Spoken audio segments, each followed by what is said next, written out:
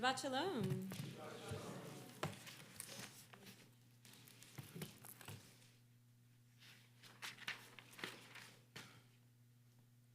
This past Tuesday night, I was especially proud of us as a congregation Beth Torah community. It was 2 nights after the shooting at a Chabad Hanukkah party on Bondi Beach in Sydney, Australia. And Chabad of Richardson held their annual Hanukkah party and menorah lighting at City Line.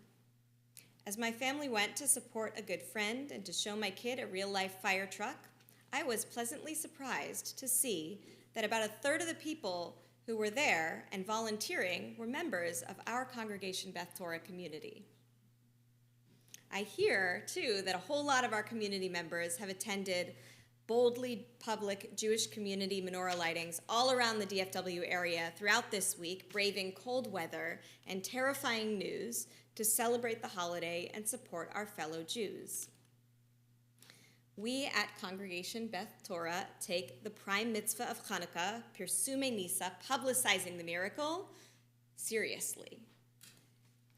Twice in our prayer service today, and at least 3 times a day throughout the 8 days of Hanukkah, we thank God al Hanisim for the miracles, for the deliverance, for the victories, for the triumphs, and for the battles that you, God, fought for our ancestors in those days and at this time. Bayamim hahem ubazman hazeh. We celebrate Hanukkah, yes, in celebration of our historical survival in the time of the Syrian Greeks, but also in celebration of our survival time and time again in the face of adversity from ancient days up until now. The halakha, the Jewish law of lighting the Chanukiah, emphasizes the great importance of our holiday. We are commanded to light our Chanukiot at eye level in view of the street at a time when traffic is at its peak. On a Friday night, like tonight, if we have run out of time or money to light candles for both Shabbat and Hanukkah, our rabbis teach that if we have to choose one, lighting the Chanukiah is more important, even than the biblically mandated Shabbat candles, for the reason of Pirsumei Nisa, publicizing the miracle. In our modern practice of lighting the Chanukiah, too, we emphasize the importance of the miracle even more than what is mandated. We are only required to light 1 candle for each family each night, and even so, we as the Jewish people have taken on a custom that the Talmud calls mehadrin mina mahadrin, more punctilious than the most punctilious. Today, we tend to light the number of candles that go along with the number of nights of Hanukkah, often with a separate Chanukiah for each person in the house. Deep in our souls, we know the importance of celebrating and publicizing our Judaism. We know the importance of reminding ourselves that the Jewish people are not only here, we are proud and we are grateful to be here. At this moment in historical time, we have entered yet another era in which anti-Semitism has become the forefront of our consciousness. While we could easily choose to respond to the threat of anti-Semitism by retreating from public Jewish life, for many of us, it is in our nature to double down on our Jewish practice, to double down on our relationships with our fellow Jews. We know that we cannot survive as a people without clinging to and celebrating what and who make us a people. As Rabbi Eli Schlanger, one of the victims of the Sydney shooting, was known to teach, our response to anti-Semitism must be to, as he says, be more Jewish, act more Jewish, and appear more Jewish. With Rabbi Schlanger's words, I'm reminded of the words of philosopher Emil Fackenheim in his 1978 call for a commitment to what he calls Jewish survival and Jewish identity, or Jewish unity. He says, in this present unbelievable age, even a mere collective commitment to Jewish group survival for its own sake is a momentous response with the greatest implications. I am convinced that future historians will understand it not as our present detractors would have it as a tribal response mechanism of a fossil, but rather as a profound, albeit as yet fragmentary, act of faith in an age of crisis to which the response may well have been either flight in total disarray or complete despair. He writes famously, "The authentic Jew of today is forbidden to hand Hitler yet another posthumous victory." Each year on Hanukkah, we expand on what Fackenheim calls our 614th commandment, our obligation not to let Hitler win. On Hanukkah, we vow not to let the Babylonians, the Syrian Greeks, the Romans, the Spanish Inquisition, or any of those who have tried to destroy us as a people to enjoy their posthumous victory. As such a commitment is a monumental task for an individual, we take it on as a community.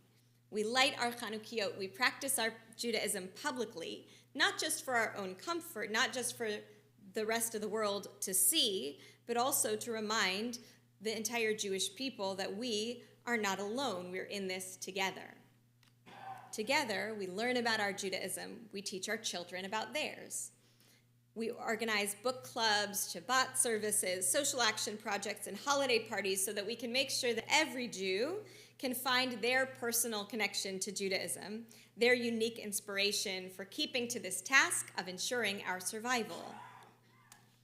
We bake Hanukkah cookies and play dreidel with our kids and grandkids, and of course, we give them presents. We make sure that they associate Judaism with joy before they start to experience too much of the hardship that will inevitably come. We wear our Hanukkah sweaters, our pajamas, our earrings, so that our friends and coworkers know who we are and are inspired to ask questions about our heritage and about the faith tradition we love so dearly. Pirsume Nisa, publicizing the miracle, is hard work, but we do it because we do in fact believe that this tradition handed down to us is a miracle.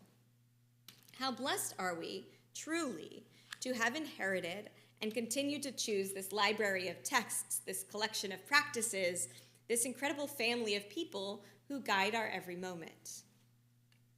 Of course, it can be frightening to choose Judaism by Yamim Hahem Uvazman Hazeh, in that time and in this time, whether 2,000 years ago or in 2025.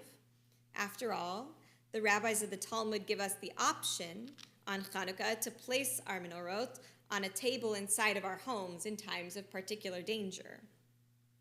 For some of us, we've made that choice intentionally this year.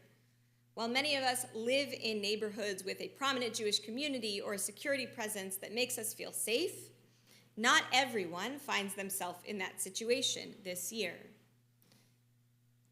Even in that situation, though, the rabbis of the Talmud do not permit us to abandon the practice of lighting the Chanukiah altogether. Rather, they know that our survival is incumbent upon our continuation of Jewish ritual and Jewish community. Even or especially in the face of danger, we must, at the very least, take Jewish action in order to remind ourselves of the miracle inherent in who we are and what we have inherited. For all of us who worry about our safety, I want to take a moment to emphasize that throughout our DFW area, including here in Richardson, our security teams on the citywide and countywide levels have been incredibly supportive of the Jewish community. We are blessed to have a Jewish federation with a security presence of its own. And at CBT, we're grateful to our professional and volunteer team who are constantly working to develop and maintain our ideal balance of safety and welcoming community. It's important to share as well that we have received messages of comfort and support from several houses of worship that are not Jewish throughout our local community. While we should not have to worry about our safety and security at this time or any time, thank goodness, we are surrounded by organizations and people who are determined to create safe space for us to celebrate in community. Throughout this Hanukkah season, I have told the story again and again about Adam HaRishon, the first human being who founded Hanukkah long before the Maccabees, as a reminder that as bright days do return every year, hope and light can return for us too. Just as it is easy for us to light the Chanukiah each night, we just place a candle or some oil and light a match, There are endless easy ways to highlight the miracles that are our Judaism and the Jewish people. Not just each Hanukkah, but each and every day, we're obligated to bring that light forward for the sake of God, for the sake of our Judaism and our Jewish people. We hold on to hope as a reminder, as Rabbi Sharon Brous teaches, that hope is both an act of defiance and an expression of love for ourselves, for our children, and for our future. Thank you, everyone here, for showing up, both here and at so many different organizations throughout our local Jewish community.